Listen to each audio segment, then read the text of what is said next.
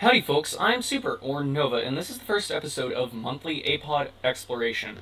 Since my astronomy class has us doing a sort of project every month on a random APOD, and we were told we can make this in any form, I decided to use my epic content skills to do this project. Since this may be seen by a public audience and not just my teacher, I decided it might be best to give a quick introduction into what APODs actually are. APODs are done by NASA to, from what I can assume, get more people interested in and learning about astronomy. Hey, it worked. And APOD stands for Astronomy Picture of the Day. For this first episode of monthly APOD exploration, we have the APOD from March 25th of this year, 2024.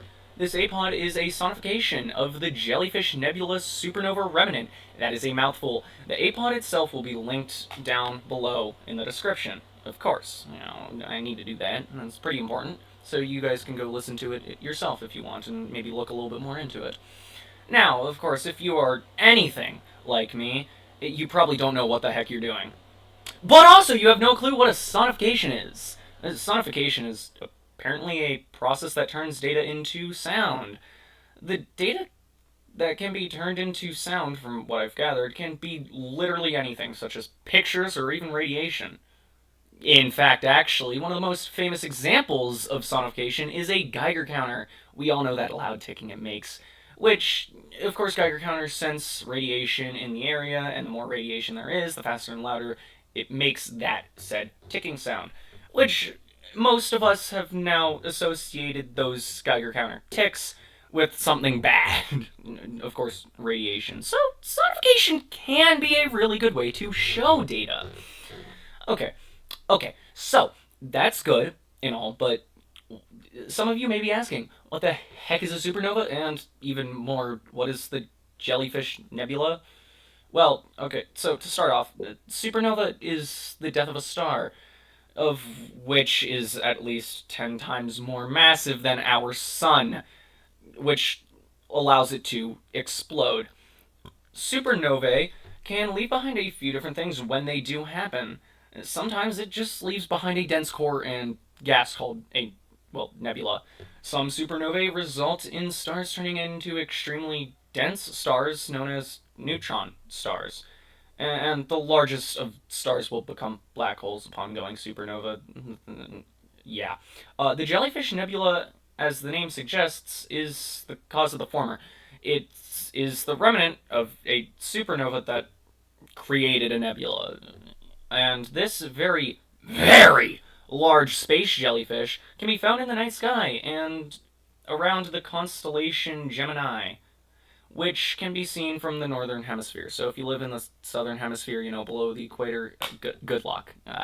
Maybe just take a short drive up north. I don't know. But we should probably now listen to the sonification, because we know what sonification is, a supernova, and the Jellyfish Nebula is, and that's kind of the point of the video.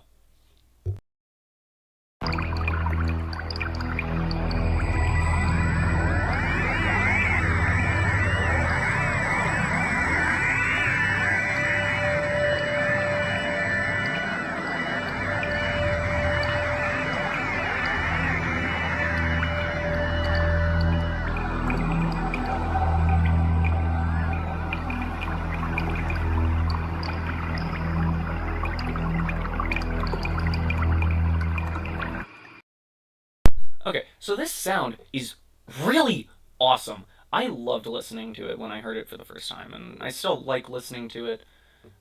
Still, um, because just listening to it, my mind is picturing this massive cloud with colorful colors.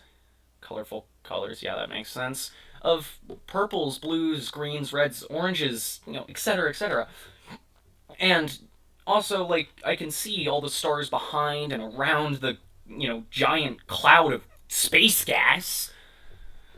And another thing that makes this sound really interesting is most likely it is the closest we will ever come to knowing what a supernova sounds like. After all, sound is a wave of matter and requires a lot of other matter to bounce off of. So sound does not travel in space. And you may be asking, okay, well, why does sound travel in air then? Air isn't a lot of matter. Yeah, no, air is a lot of matter, especially compared to space. While space does have a lot of matter in it, don't get me wrong, it's very spread apart, so sound doesn't really spread that easily. Or at all, in fact. And due to this, most supernovae have probably never made a sound. And maybe they have, because, like, maybe the sound would bounce off of the gas and stuff itself. And regardless, if we were ever able to somehow hear a supernova, we probably wouldn't know it since we'd be, you know, gone. Because it's a massive explosion of hot gas, Human body isn't really made to take that sort of thing. But I'd like to talk a little bit of what the sound sounds like itself, because the sound itself is very interesting. Of course, it has that prominent tinge of, that like galactic, spacey sort of sound going on. But what I find more interesting is how you kind of get that feeling. It sounds like being deep underground in a damp cave with lots of large water droplets falling from the stalactites into puddles on the cave floor. With my eyes closed, I can feel the cold air and the hard, uneven floor of the cave. Maybe supernovae are actually just giant caves made of colorful gas, or I guess nebulas, not supernovae, since they're the explosion.